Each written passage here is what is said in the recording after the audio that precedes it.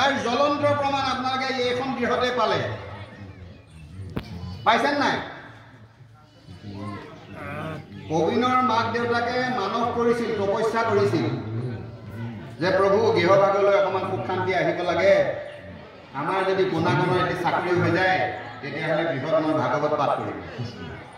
এইটো জ্বলন্ত প্ৰমাণ হয়নে নহয়? হা?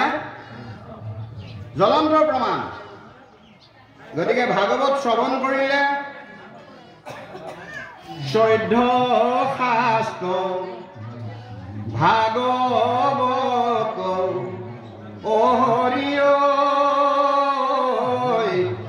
উঠৰ পুৰাণ সকলোতে লিখা আছে কৃষ্ণ গুণগান কৰিলে শ্ৰৱণ আৰু কীৰ্তন অ মোৰ বন্ধুগণ পাপৰ পৰাও পাইবা বিমোচন।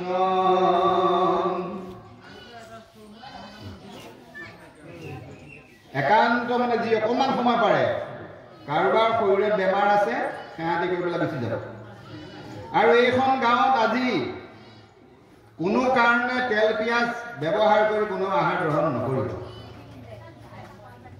মাছ মাংস সদায় খাব পাৰিব, আপত্তি নাই। এই 3 দিন অন্তত আপোনালোকে বইল খাওক, এটা উপবাসে থাকক, ভাগৱতৰ ফল পাব আপোনালোকে। মই অনুৰোধ কৰিছোঁ, কোনোবাই খাই যদিও মই কাকো একো কৰিব নোৱাৰোঁ। এইটো ষ্টেণ্ডিং অৰ্ডাৰ নহয়, হেমন্ত শৰ্মা নহয় নহয় আপোনালোকৰ অৰ্ডাৰ দিবৰ কাৰণে, হয়নে নহয়? মানিলে ধান, নেমানিলে পতান। কোনোবাই মাছে মঙহে মদে খালেও খাওক, কিন্তু ভাগৱত চলি আছে যিহেতুকে নাখায়।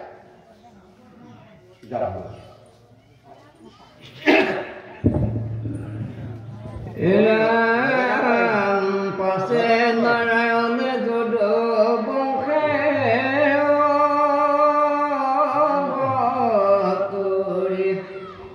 কহি কেন ধৰ্ম কৰিল